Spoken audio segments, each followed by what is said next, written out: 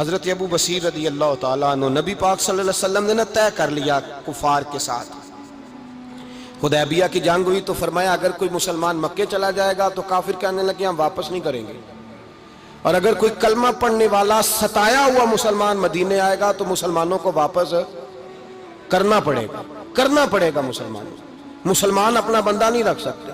اور مسلمانوں کا کوئی شخص غلطی سے بھی مکے چلا گیا تو مکے والے واپس نہیں کریں گے۔ حضرت ابو بصیر رضی اللہ تعالیٰ عنہ صحابی تھے، باپ نے، بھائی نے، محلے والوں نے قید کیا ہوا تھا کلمہ پڑھنے کی وجہ سے، پیروں میں زنجیریں تھیں، بیڑیاں تھیں، کسی طریقے سے جیل توڑ کے دوڑے مدینے پہنچے۔ کہتے ہیں رستے میں کسی آدمی کے ساتھ گھوڑے پہ کچھ دیر بیٹھا پھر پیدل چلا، صحابہ کہتے ہیں اتنا دردناک منظر بڑا کم ہم نے دیکھا، ابو بصیر جس گلی سے گزرتے وہاں خون پھیل جاتا، ان کی ٹانگیں خون سے کٹتی، وہ زنجیریں بندھی ہوئی، در رسول پہ حضور میں بھاگ کے آیا ہوں۔ کہتے ابھی نبی پاک صلی اللہ علیہ وسلم ان کی بات سن ہی رہے تھے کہ پیچھے سے قریش کے 2 سپاہی بھی آ گئے، کہنے لگے یہ بھاگ کے آیا ہے اور آپ کا وعدہ تھا کہ آپ واپس کریں گے۔ چشم زدن میں ذرا سوچنا، چشم زدن میں تھوڑی دیر کے لیے غور کرنا کہ ہمیں ہمارا استاد، ہمارا پیر دھتکار دے کہ جا دوڑ جا، تو کہتے ہیں بسم اللہ جناب یہ جا رہے ہیں۔ ایمان کی پختگی دیکھیں، اس نے تو ہمیں نکال ہی دیا جی، وہ کیسا بندہ ہے، یہاں تو کسی کے یہاں کوئی فاتحہ پڑھنے نہ جائے تو لوگ بگڑ جاتے ہیں، کہتے ہیں اس نے سلام نہیں لی، فاتحہ نہیں پڑھی، بس ختم، اس کو احساس ہی نہیں۔ حضرت سیدنا ابو بصیر سامنے کھڑے، سامنے 2 سپاہی آ گئے، ذرا دیکھیے ایمان کی پختگی، ایمان، یقین اور استقامت۔ امام بہقی نے دلائل کے اندر لکھا ہے، فرماتے ہیں نبی کریم صلی اللہ علیہ وسلم نے ان کی طرف دیکھا تو حضور کی مقدس آنکھیں آنسوؤں سے بھر گئیں۔ حضور نے فرمایا ابو بصیر تیری تکلیف مجھے نظر آ رہی ہے پر میں نے وعدہ کیا ہوا ہے، میں نے وعدہ، بھئی یہاں ڈٹ کے رہنا بڑا مشکل ہے، یہاں قائم رہنا بڑا کٹھن مرحلہ ہے، یہاں آزمائش کے موقع پر دین پر انہوں نے تو رکھا ہی نہیں، لوگ تانے دیتے ہیں، باتیں کرتے ہیں، رکھا ہی نہیں، تو پھر ان کا بنتا ہے۔ حضور نے فرمایا تجھے جانا پڑے گا۔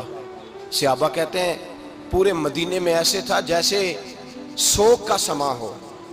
جب وہ 2 سپاہی حضرت ابو بصیر کو پکڑ کے لے جا رہے تھے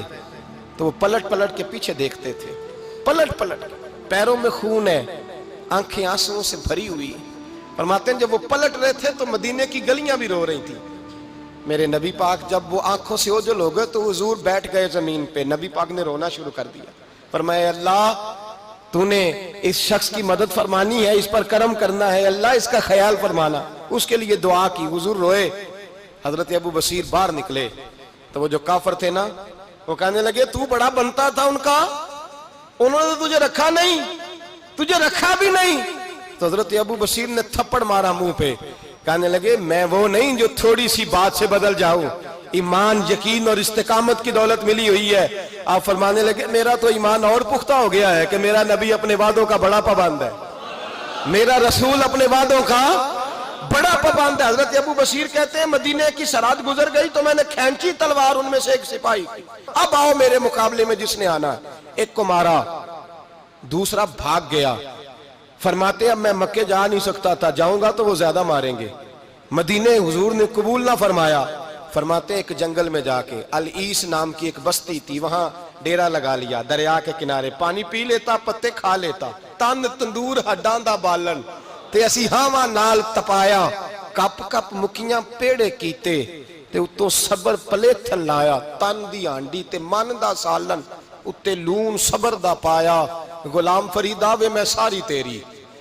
غلام فریدا وے میں ساری تیری، تینوں وجہ یقین نہیں آیا۔ فرماتے سالوں پتے کھائے، اب جو بھی وہاں سے تنگ ہوتا وہ میرے پاس آ کے پناہ لیتا، جس کو مکے والے مارتے میرے پاس آ کے کہتے ہیں، تانے دینے والے آ کے کہتے ہو تم کس طرح کے نوکر ہو، تمہیں تو انہوں نے رکھا ہی نہیں۔ ہم نے کہا چپ کر جا، وہ ہمارے آقا ہیں، وہ ہمارے آقا ہیں، رکھیں تب بھی ٹھیک ہے، نہ رکھیں اللہ اکبر۔ ایمان دیکھو، قوت دیکھو، جیڑیاں خسمان دی ویچ رضا وسن پاگ جاگ جاندے اونا گولیاں دے تے میں گڈی ہتھ ڈور سجن دے، او جنج رکھے اونج رہنے، واجب نہیں جے ویچ شریعت مندہ خسم نو کہنا۔ فرمایا بس ٹھیک ہے، جس طرح حضور راضی ویسے ہی ہم راضی۔ حضرت ابو بصیر رضی اللہ تعالیٰ عنہ کے پاس 300 صحابہ کٹھے ہو گئے، 300۔ حضرت ابو بصیر جب مدینے کی سرحد سے گزر رہے تھے نا تو نبی پاک نے ایک آواز دی تھی، فرمایا ابو بصیر ایک وقت آئے گا کہ میرا پیغام تجھ تک پہنچے گا، ایک ٹائم آئے گا۔ حضرت ابو بصیر سے جب کوئی کہتا نا کہ زندہ کس بات پہ ہو تو فرمانے لگے مصطفیٰ کے فرمان پہ بڑا یقین ہے، بلاوا آئے گا، مجھے یقین ہے کہ مجھے بلاوا، بڑی امید ہے سرکار قدموں میں بلائیں گے، اور کرم کی جب نظر ہوگی مدینے، مجھے یقین ہے کہ مجھے بلاوا۔ حضرت ابو بصیر رضی اللہ تعالیٰ عنہ فرماتے ہیں کہ وقت گزرتا گیا، 300 لوگ کٹھے ہو گئے۔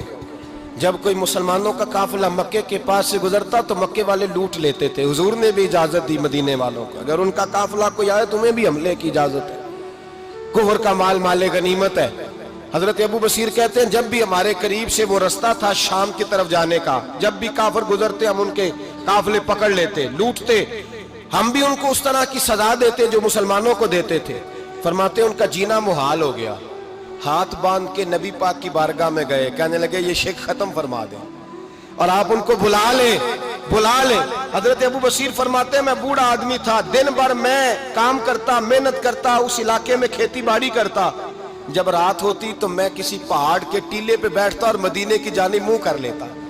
اور میں انتظار کرتا بلاوا کب آئے گا، کب حضور کا پیغام آئے گا، میں انتظار کرتا۔ حضرت ابو بصیر رضی اللہ تعالیٰ عنہ بیمار ہو گئے، شدید بیمار، سخت بیمار تھے تو قریش نے شیخ ختم کی۔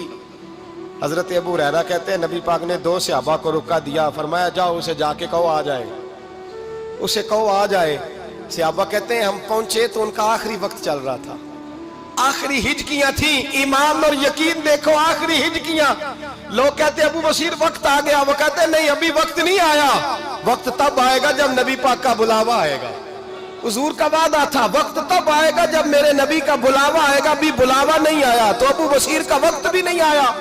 صحابہ کہتے ہیں ہم نے جا کے رکا، تھمایا، اٹھنے کی بھی طاقت نہیں تھی۔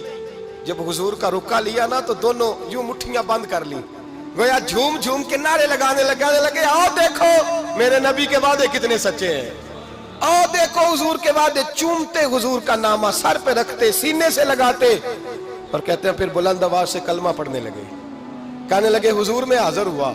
یا رسول اللہ میں آیا، کہتے ہیں بلند آواز سے کلمہ پڑھا اور ان کی روح پرواز کر گئی، ان کی روح پرواز کر گئی۔ نبی رحمت صلی اللہ علیہ وسلم کے غلاموں کا یقین، اعتماد اتنے اعلیٰ درجے کا، کمزور مسلمان، دائیں بائیں دیکھتا مسلمان، کفر کے وعدوں پر اعتبار کرتا، یہودی عیسائی اور سکھ کے وعدوں پر اعتبار کرتا، دنیا دار ٹھگ اور چور کے وعدوں پر اعتبار کرتا، یہ رب کریم کے وعدے پر اعتبار نہیں کرتا، یہ اللہ رسول کے ساتھ اپنی توجہ کو مبذول نہیں کرتا۔ میرے رسول کریم سید عالم صلی اللہ علیہ وسلم کے غلاموں نے اعتماد کر کے، یقین کر کے ہمیں بتلایا ہے کہ جب تیرے پاس یقین کی دولت ہوتی ہے پھر تو دنیا کا طاقتور آدمی ہوتا ہے، جب تیرے پاس ایمان کی قوت ہوتی ہے تو دنیا کا سب سے مضبوط شخص ہوتا ہے۔ اپنے آپ کو مضبوط کریں، اپنے اندر ایمان کی توانائی پیدا کریں، یہ جھوٹے وعدوں پر، جھوٹی تسلیوں پہ اپنے آپ کو زندہ نہ رکھیں، نہ دیکھیں دائیں بائیں کیا ہو رہا ہے، توجہ سیدھی اللہ رسول کی جانب رکھیں، مضبوط ایمان پیدا کریں، تگڑا، دانائی والا۔